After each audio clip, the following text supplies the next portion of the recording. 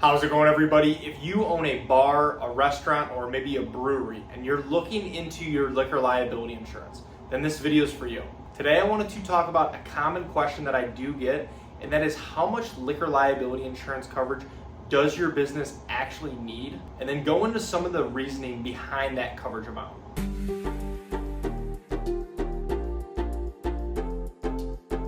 Thank you for stopping by. My name is Brian. I'm an independent insurance agent based here in the state of Michigan, Metro Detroit specifically, and I work with businesses on their commercial insurance programs as well as helping families and individuals with their personal insurance, their home, their auto insurance as well.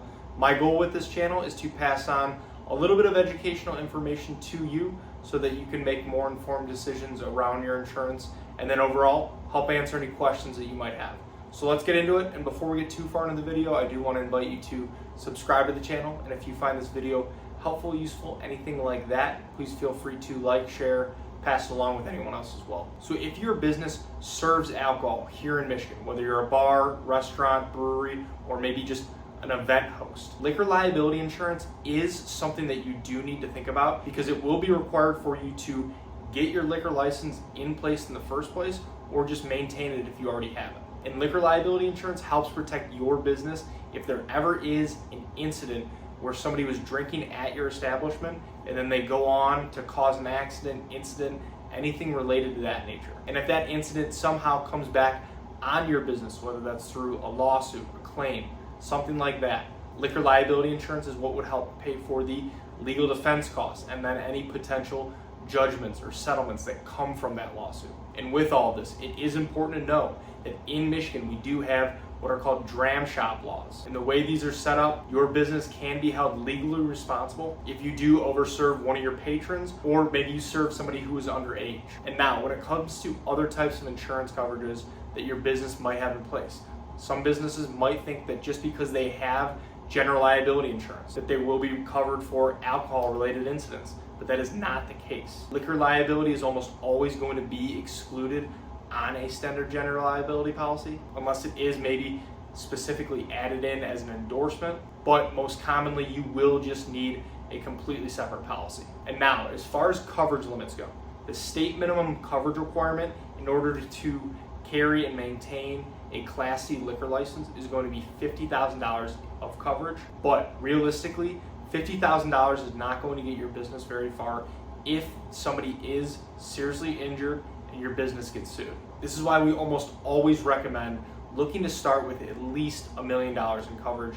for liquor liability. Because really it is not just about meeting the legal requirement to carry your liquor license. Having this coverage in place is really about making sure that your business is properly protected. And one of the big reasons for recommending this coverage amount is that liquor-related lawsuits can be extremely expensive. Even if you're not found liable, just the cost for defending yourself in court can easily be tens of thousands of dollars. So having that extra coverage in place isn't even necessarily about the worst case scenarios.